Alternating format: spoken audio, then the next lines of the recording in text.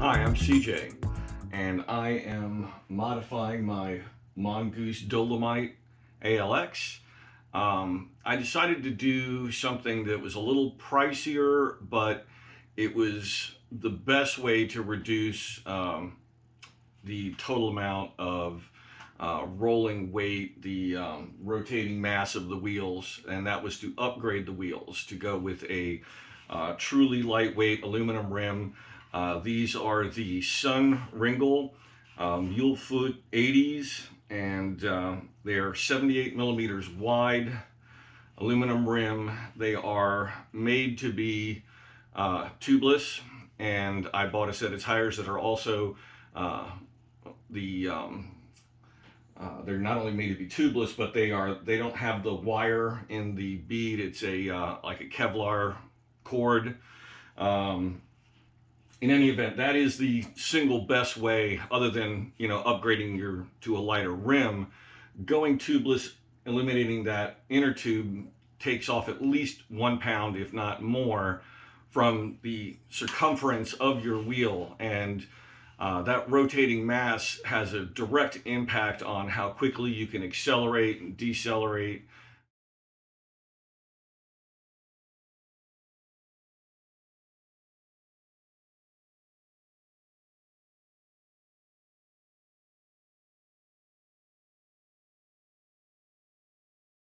So it's definitely worthwhile. Now the rims, the weight is substantial. Let me just show you exactly. First, let me tell you what I bought. If you are if you have the ALX, you have a 190 millimeter rear. That's the difference between between the dropouts. So you need to get a rear wheel that has a hub with that distance, and there are different sizes for fat bikes. You need a front that is 135 millimeter, and I ordered these through Bikesmith, and they are really good about the way they ship, the speed with which they get stuff to you, the people they have on call. I got a lot of advice, a lot of information, and when I first called, they didn't have exactly what I wanted on the website listed. It only cost me $509 for the front and rear wheel. They were having a bundled special, and at the time they didn't have see, I have quick releases front and rear, which is what you need for this bike. Unless you have changed your front fork to something with a through axle, you're going to need standard quick releases front and rear. And even if you make that change to the front, you still need 190 millimeter rear quick release. Now, they did not have a bundle on the website at the moment. During the time I was speaking to their individual, he put together that package and put it up on the website, so I was able to order it right away. And I got, as I said, for $109 a front and rear wheel. I think they're doing deals on the quick release wheels, because I think more of the newer bikes are going to the through axle design, but there's still a lot of bikes that still have the quick release. So let's just see what these weigh.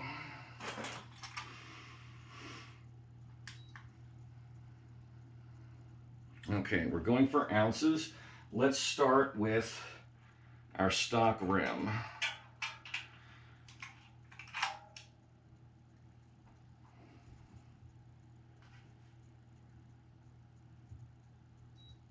So 64.5 ounces.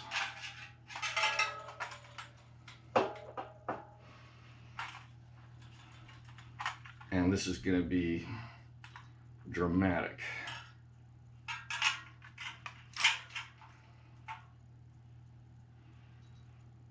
48 ounces.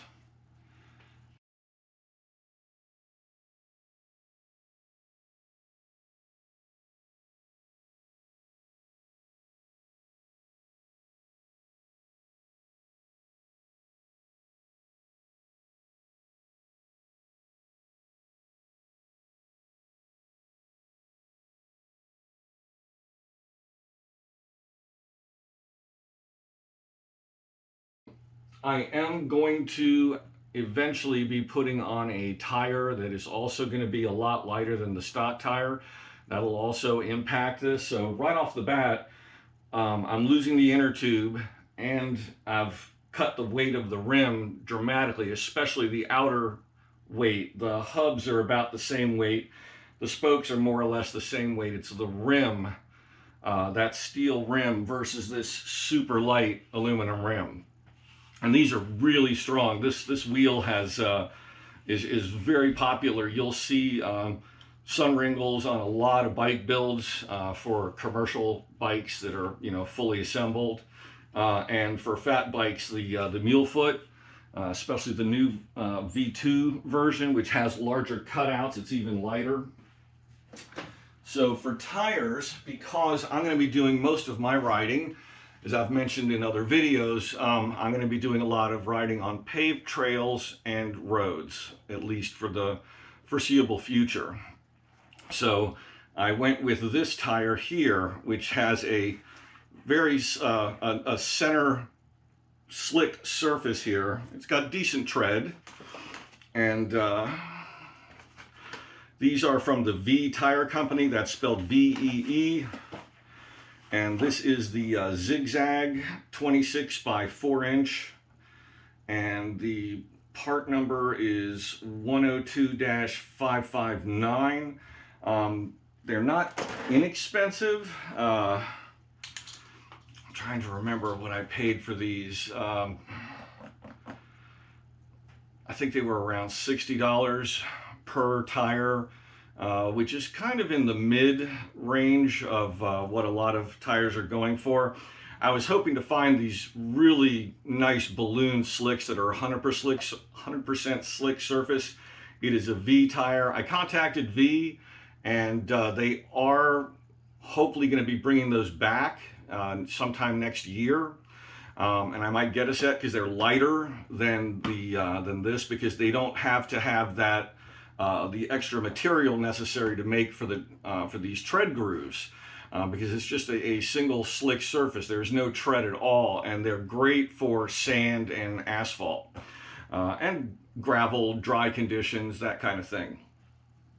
So, but like I said, since I'm going to be running on asphalt, and I am trying to make this bike be as smooth and supple as possible for my injured back, this seemed like a really good way to go.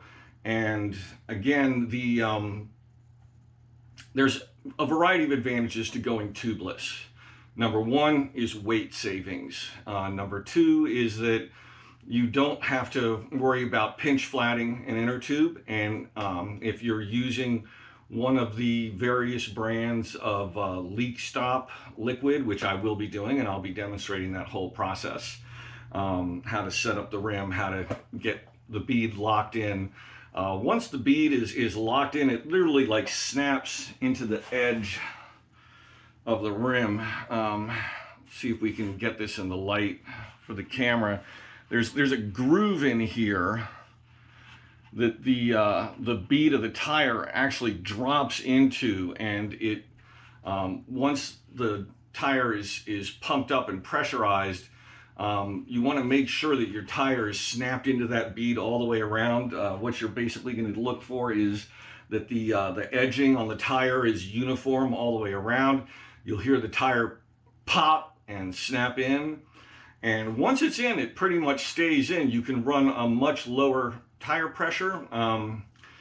I started this process by buying a pair of ultralight inner tubes, and on the surface that seemed like a good way to go. It was a very good weight savings over the standard inner tube, but there's a big downside, and that is that even though they're made to go up to, I think, 4.8 inch tires, from 3.6 to 4.8, it'll only fit in the 4-inch tire under a high level of pressure, high amount of pressure, about 27 to 30 psi, which is not what I wanted. I'm trying to run a nice low pressure so the tire is real soft, and that's why I made this investment to go to a a tubeless tire, and that way I can run, 6, 7 psi even, and certainly down as low as 10, and have a nice, soft, cushiony tire that will absorb, even reasonably large bumps.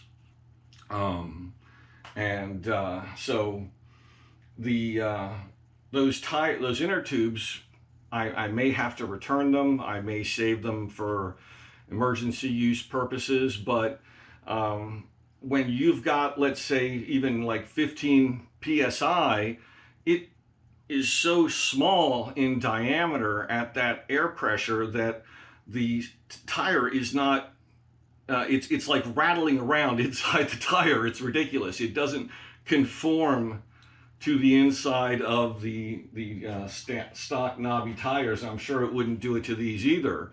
And to make it actually hold the stock tire against the bead, you have to pump it up quite substantially, and that's just contradictory to what you're trying to get out of these fat tires. So bear that in mind. Don't try to get some ultralight inner tube to try to reduce your weight, because you're going to lose out on the ability to run low psi.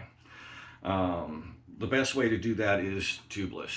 There's no other way around it. So I've gone ahead and stretched this tire insert over the rim, and the next step is going to be to tape it, and that's basically just a some type of tape. Some people use duct tape. I went with a tape that is made by the manufacturer for their rims. I think that using duct tape would be really heavy, or Gorilla Tape would add weight that you just don't need. This stuff is not dissimilar from like a plastic box tape. You're just trying to seal the rim strip at the edges against the rim so no air can escape. And all it takes is one wrap around, overlap it by several inches, at least 3 or 4 inches. Some people recommend as much as 6 to 8 inches of overlap. I think that's overkill. It's never gonna, if it stretches out to the point where that overlap was needed, there's something really wrong happening. They do recommend putting an extra patch right here where your the hole for your stem is going to go, and you screw in your stems, and then it's a fairly easy process from there. Now, one of the things I did is you'll notice I have these tires out of the package. The first thing I did when the box came in today was to take these out, because they come folded. So half of the tire is folded in on itself with the tire surface turned inside out like that. And the first, I wanted to take them out and let them just sit for a while and return to their original shape. That way they're gonna snap into the bead a lot easier. If I had just taken them straight out of the pack and tried to make them fit in, it would have been a little bit harder. And this also requires a bit of air pressure. So it's great if you have a compressor of your own. If you don't, you may need to go to a shop. Usually you can't get enough air volume into the tire fast enough with even a full-size pump like this. You just can't get enough air fast enough to inflate the tire and have it catch the bead. There's a lot of little tricks to getting that to work right, and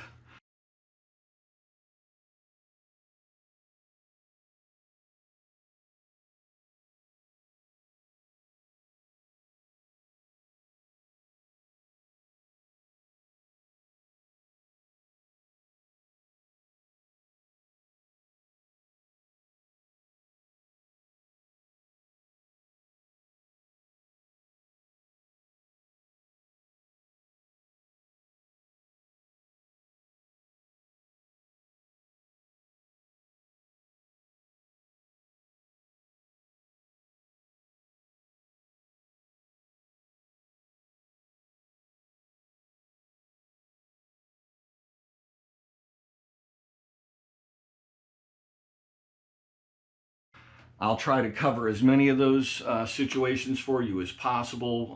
One of them is to use some type of strap, like a piece of webbing with a ratchet strap or something along those lines to squeeze the tire from the inside. You basically put it around the circumference of the tire at the center mark and tighten it down, and thus squeezing the bead outwards to the sides of the rim. And when, you know, with enough air volume, it kind of balloons out, pops into place, and it starts snapping into the rim. At that point, you can go ahead and add your leak stop fluid.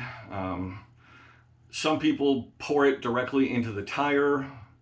Wherever you do this, I highly recommend that you do it on top of a sheet of plastic or out of doors, because you don't want to pour that stuff into your carpeting or any absorbent surface. So definitely have something underneath the work area, and fairly decent size, because you're going to be you know, shaking the tire and spinning it around and basically spreading that liquid all over the tire. And if you've got any places where you've got air seeping out, you don't want that stuff bubbling out and spurting around and getting on things. Definitely be wearing an old t-shirt that you're not, you know, super concerned about, because if that gets on the shirt, you may never get it out again. All things to consider. So wearing a set of gloves never hurts, but the stuff isn't volatile, so not necessarily something to worry about. Have some paper towels on hand for cleanup. I'm going to do it of the method where you fill a large plastic syringe and have a rubber hose that you pull the stem out of the valve stem out, and insert the liquid directly that way. You just pump it in. So the first thing I'm going to be doing is getting the bead locked in, and then once the bead is locked in, then I'm going to pour in the fluid. That way you have the least opportunity to have an accident where you spread several ounces of that sticky liquid all over the place. So I just wanted to show you the tape, because I just got it out of the wrapping. This is by Sun Ringle, part number 837855, and it is 78 millimeter tubeless tape, and you get 10 meters of it. So that's enough to do multiple sets of rims for a long time to come. So if you swap out, if you change the liner, or if the liner gets damaged and you need to take the tape off and do it again, you've got lots of tape to deal with that down the road. Some people recommend doing 2 times around if you have any issues with the tape not adhering well. I think 1 time around, if you have enough of enough tape, because remember, you've got a liner, so the tape that is actually effective is the tape that is outside to either side of the liner that it attaches to the rim. So it's probably only a 1/4 inch to centimeter. I mean, yeah, you know, 1/2 centimeter or so on either side, depending. And they also recommend that you pull the tape fairly tight. Now, pulling it tight is going to help make it conform better to the curved surface of the inside of the rim. So bear that in mind when you're installing your tape. I'll try to show that process. The best way to do that process would be if you had a wheel tuning stand bolted to a workbench. That way you can clamp the wheel in place and rotate the wheel while applying the tape. I do not have that. So I'm basically just going to be sitting on the couch with the wheel on the floor in front of me, rolling it and stretching the tape across it.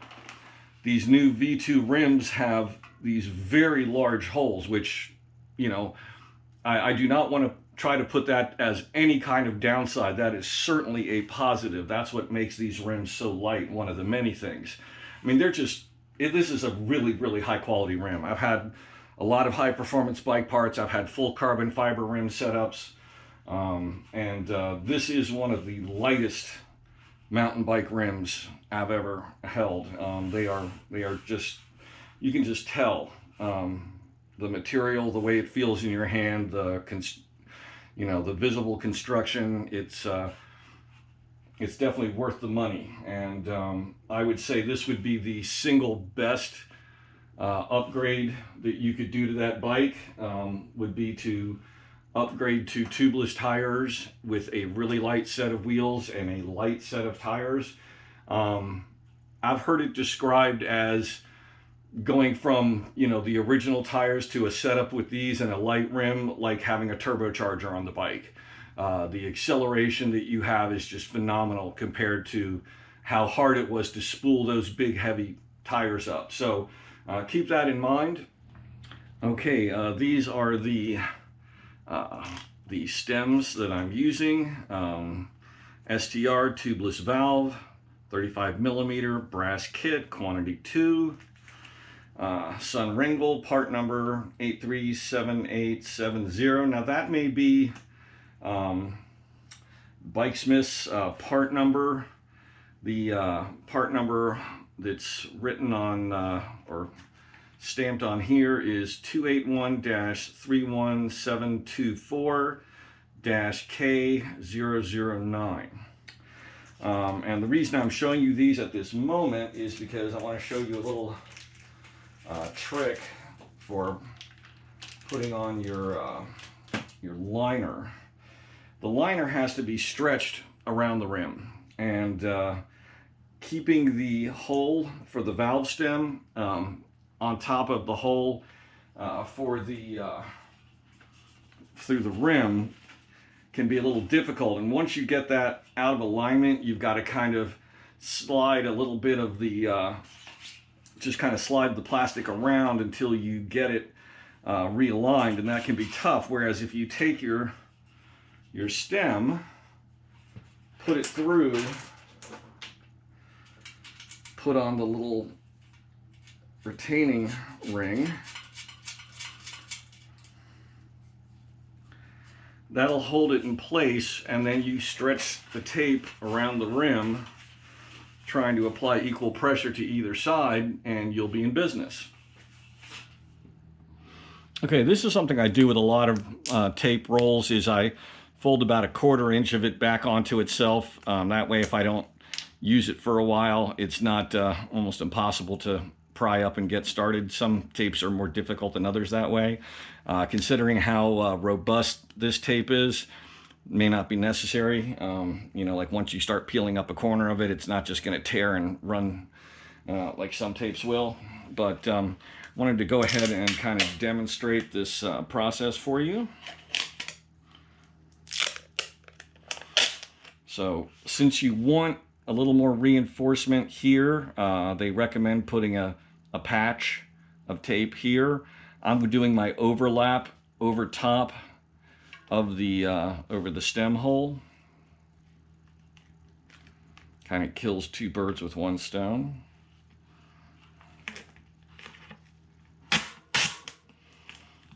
Now this time I'm going to try it a little differently. Instead of trying to make it tight, I'm going to go slowly with minimal tension, and I'm going to try to make sure that I work out any air bubbles I can as I go.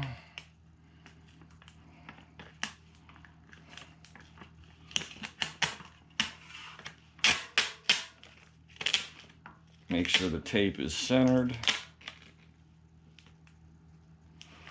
Try to get a little less wrinkling, and I'm focusing on the center because the sides will stick on their own once you've got this down and you go about burnishing it. Even doing it this way, I'm still getting some air bubbles in between the tape and the rim strip. I think that's just going to happen, but it seems like I'm getting less overall wrinkling this way, so I think this is a good way to do it. Now, make sure that I didn't show this, but take a moment to make sure that your rim strip is centered.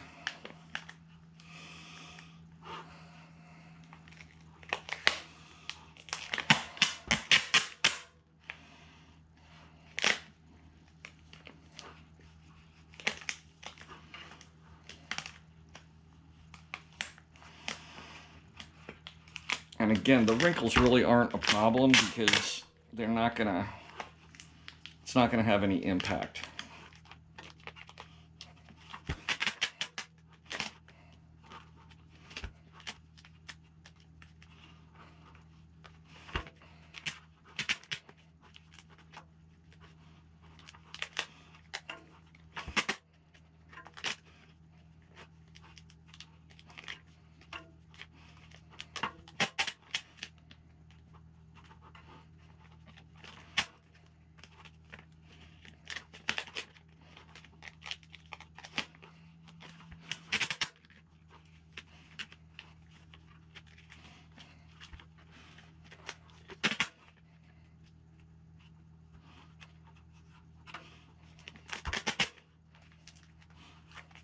Seems like the rim just goes on forever.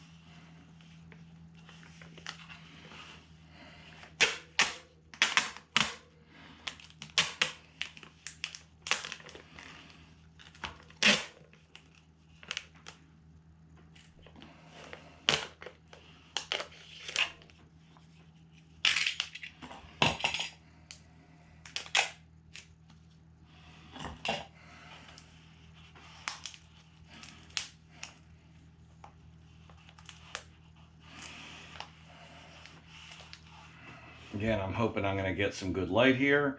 What you want to do once you've got your tape basically laid down is kind of go through and smooth it out as best you can. The tape is pretty thick and a little rigid, so you're going to get some air in between your liner and the tape. Nothing to really worry about because it's all going to come under pressure at some point. It's this that you really need to worry about, this edge here. And what I've been doing is just using this little tire wrench here, or tire iron, and it's rounded and smooth, and I've just been using that to burnish down the edge here, and using the little tongue to get into the groove there and make sure the tape is burnished in. And just keep working that and make sure that you've got the tape, you know, solidly attached to the rim. And you'll see a color change, like if you burnish down the edge right here in between the rim strip and the rim itself, and you just run that edge around there, you'll see it darkens the tape because the tape has been pressed firmly against the surface, and so it's going to grip better. And that's the main thing you want to work on. Take your time, spend 5-10 minutes, and just get it to be as tight as possible. I overlapped, as you can see, by about 5 inches. You know, that's fine. Probably could have been less, it wouldn't have mattered, but definitely I would not recommend 2 layers of this type of tape because like I said, it's kind of rigid. It doesn't want to flex and stretch. It doesn't want to pull and conform and kind of wrap around shapes. So a second layer, you'd really have a lot of air between layer number 1 and layer number 2. And that's not going to help, especially if layer 1 isn't burnished down tight and it isn't gripping. Having a second layer on top of it isn't going to do you any good at all. So save the weight, save the hassle. One good strip, make sure you get it down tight. Don't worry about pulling on it too tight. You pull on it too hard and it doesn't lay down it lays down, it's more difficult, I would say, because you're kind of stretching it with your fingers. You're not stretching it against a straight line. And again, you're laying it down on a very uneven surface. You've got the depressions where the liner is drooping through the holes in the rim. You've got the nipples sticking up. You've got the curved shape of the rim to conform to. It all makes the tape not want to function properly because the tape wants to lay on a flat surface. I'm kind of surprised they didn't, considering it is a Sun Ringle product and it's made to be used, on rims for this purpose, that it doesn't have a little bit more flex to it, a little more stretch. But it is solid. You're not going to tear it. Go ahead and pull on it as hard as you want within reason. And, like I said, the main thing is to make sure you burnish the edges down and that the part of the tape that is over the metal rim, that it is fully burnished and gives you a good seal. After that, there's nothing to really worry about. It doesn't matter if you've got air between the rim strip and the tape itself, because this is all going to be under pressure anyway. It's going to be a sealed environment, so it's not going to be a factor.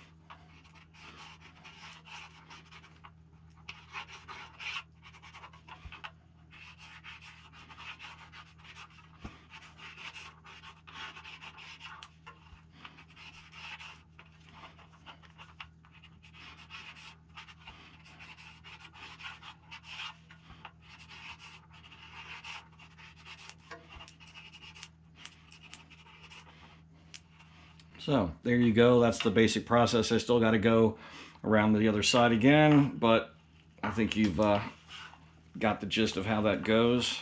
Then I kind of go around through here and kind of squeeze the tape down onto the rim strip as best I can.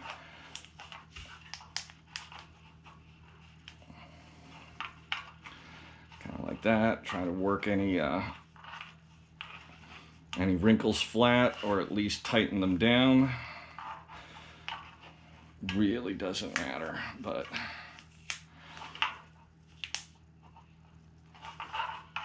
so that's how it goes. You can see the difference one side to this side, where this side I haven't burnished yet. You see if you go along that edge right there with something soft and round, makes a big difference. So do that all the way around, take your time. Okay, I figured out why the first rim that I did, the front, was leaking. And it has to do with the way this rim is constructed. Let me see if I can spot an example. I'm not going to be able to show you. They're so small. In any event, this rim is hollow. It's like if you were to cut it on its side here, you would see a lower surface and an upper surface that, you know, kind of wraps around onto itself. And on this inner rim where the bead is, there are ventilation holes every, you know, so many centimeters on both sides. And what was happening is the fluid was getting into those holes and then into the gap between this portion of the rim right here and making its way down to where the spoke holes were, or just coming out underneath the red tape, which is just like a barrier. It doesn't stick to anything. So what I did on the rear wheel, which worked perfectly, was I'm using a this is either 1 inch or 3/4 inch vinyl tape. Specifically, it's a radio control product. It's wing tape, but it's very similar to any pliable vinyl tape and electrical tape would probably do. So what I did was I replaced this kind of beige colored tape that I got from the bike store, and then I ran a bead of this black tape around either side, and I'll kind of show you how I do that just so you can kind of see the technique.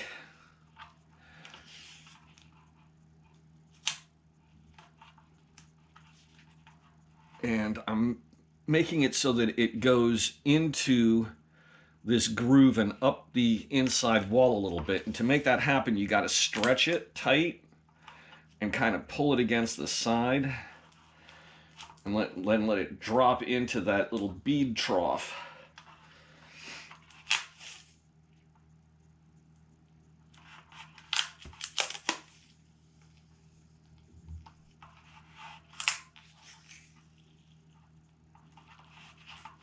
And as long as it is covering those holes, once the tire gets into place, it's going to fill that bead slot, and it is going to press that tape firmly down and prevent it from coming back up or loosening. So it will be a permanent seal. And that worked. The other tire is holding air solidly. No issues. So I was able to run it up at a pretty high pressure to get the bead set all the way around, and then let air back out of it again so as not to overpressure the tire and weaken these center sections here.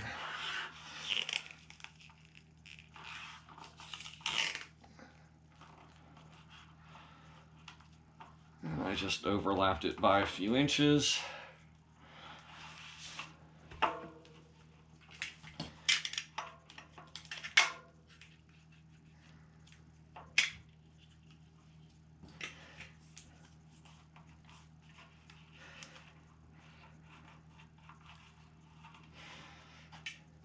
And then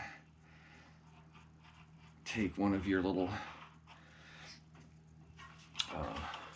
tire irons here and just gently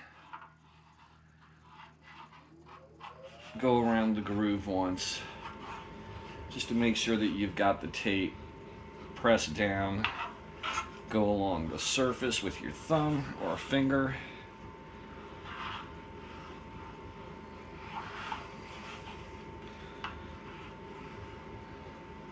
Again, you don't want to press hard with the tire iron or you're going to damage the tape. If you make holes in it, you are potentially defeating the purpose.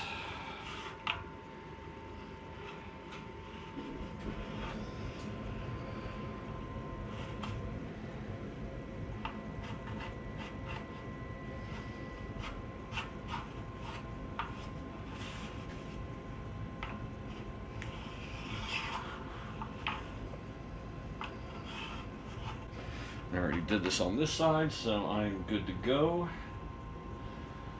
Now I can put the tire back on and reinflate. First I'm going to go ahead and empty out the stands, no tubes sealant, and put fresh stuff in there once the tire is on the rim. So you've seen this process, it's simple enough. The last time, instead of using the compressor, I got the bead all the way out to the edges, all the way around, and I used one of these large CO2 canisters, and I forget how big these are. They're like about the largest size they make. Definitely use one of these little foam things. Basically it's insulation for your hand, because when this thing discharges, it really gets cold. Let's see, does it say?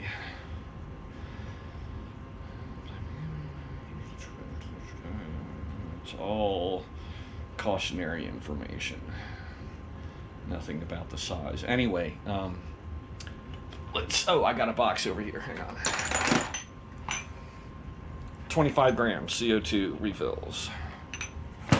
And that inflated the tire enough that it, locked the bead in, and I was able to take it the rest of the way with a hand pump. But that is a good way to go if you don't have a compressor.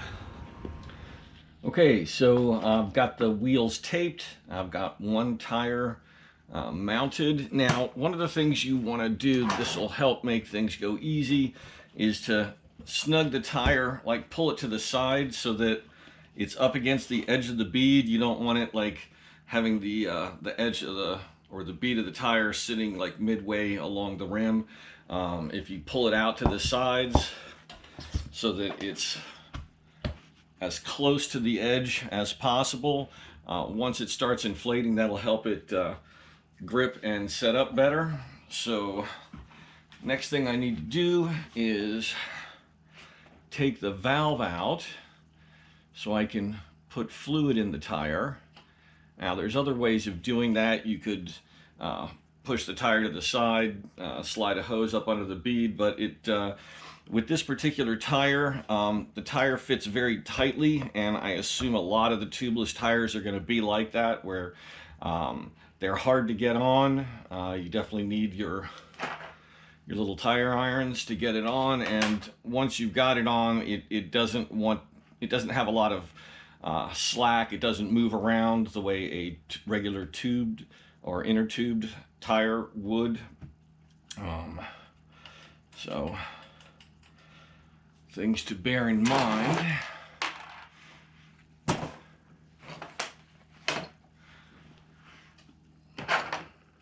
You need your core remover.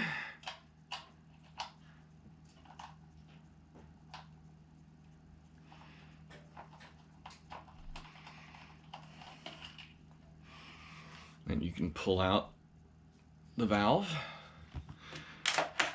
And they recommend about 2 ounces, but for fat tires, 4 ounces is more along the lines of what you're looking for. So this is part of a kit that comes with, you can buy the liquid separate and buy the kit on its own also. It's a good thing this is old cheap carpet that's getting thrown away.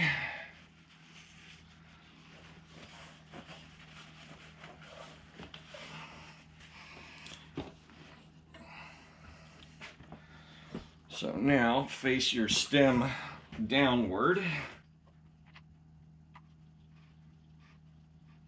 Screw the nozzle onto the stem.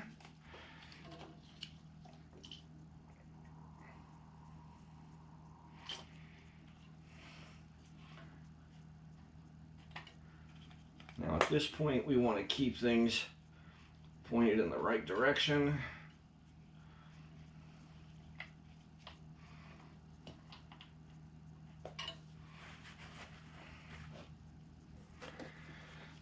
I think I'm going to split the difference and go for, let's see, what have we got here? 2 ounces, so 3 ounces altogether.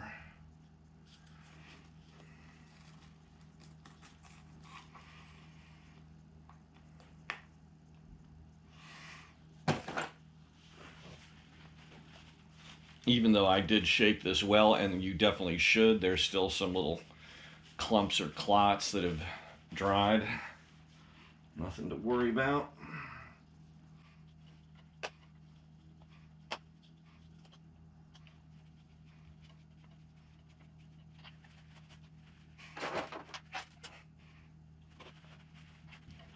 So clean the stem up well.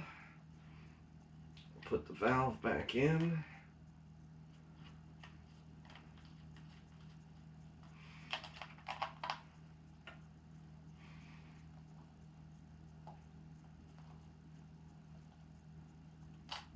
Screw it back in place, and then depending on what you've got in the way of air supply, I've got the Schrader valve, and so I'm going to use an adapter for Presta, which is what I've got as far as my valve extensions here.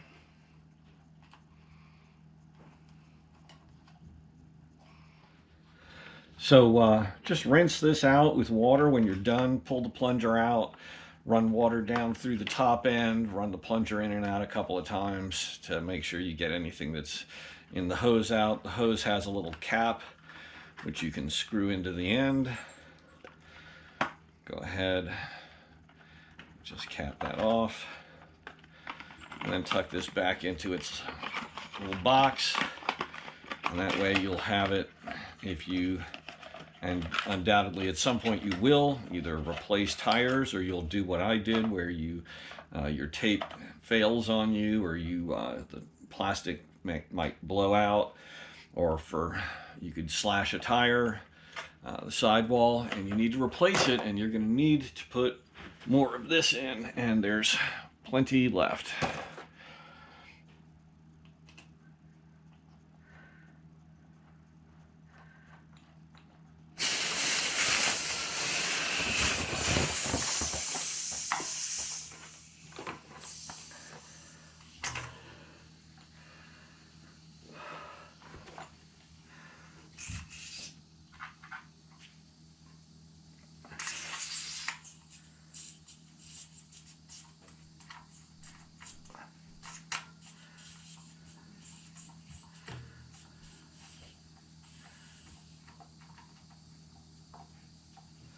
Looking all the way around here, the bead looks like it's pretty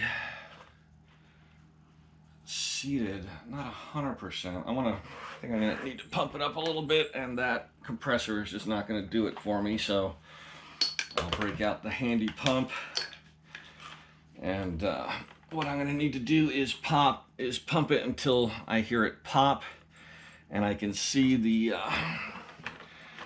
okay, I don't know if you're going to be able to see this, but there's a little line right here, a little molding line, and that line is just below the edge here, which means that this edge hasn't completely snapped into the seat yet.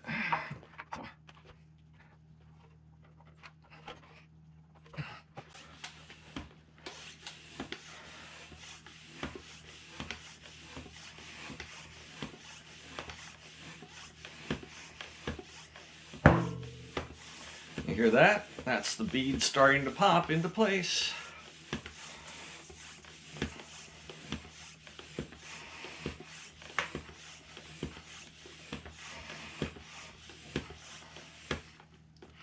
It's definitely got more to go.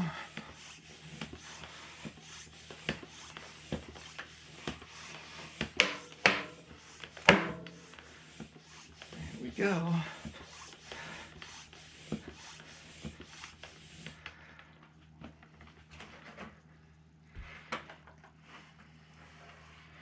There we go, and as you can see, hopefully you can see,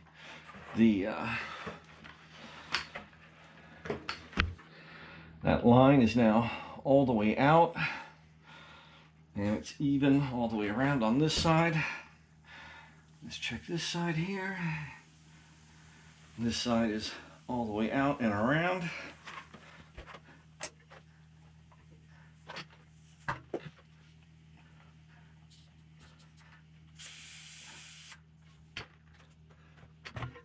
Okay, I think I'm going to need to do some more shaking of the tire.